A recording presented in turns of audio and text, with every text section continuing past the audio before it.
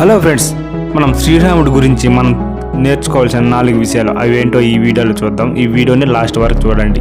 Number 1, ఎంత కష్టం వచ్చినా అనుకోదని సాధించి సీతను వెతికి పట్టుకోవడం చాలా కష్టం. అయినా సరే శ్రీరాముడు సీతనని వదలలేదు. నెంబర్ 2, ఒంటరిగా పోరాడితే విజయం సాధించలేమని తెలిసి శ్రీరాముడికి కొన్ని వేల మంది వానరులు టీం వర్క్ చేసి ఆయనకి హెల్ప్ చేశాయి.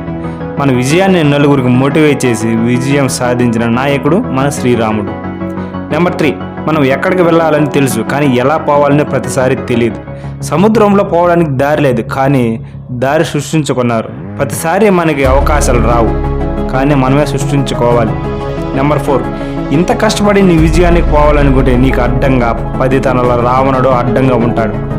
అది 10 తలల రావణుడా, నీ లోపల ఉన్నది భయం కావచ్చు లేదా నీ అపనమ్మకాలుగా కావచ్చు, డిమోటివేట్ చేసి నీ చుట్టుపక్కన ఉన్న వాళ్ళు కావచ్చు.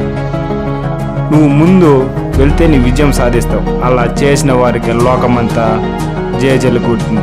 మన శ్రీరాముడు అలాగ పోరాడాడు కాబట్టి ఇప్పుడంతా మనం జై శ్రీరామ్ అని జయజలు కొడతాం.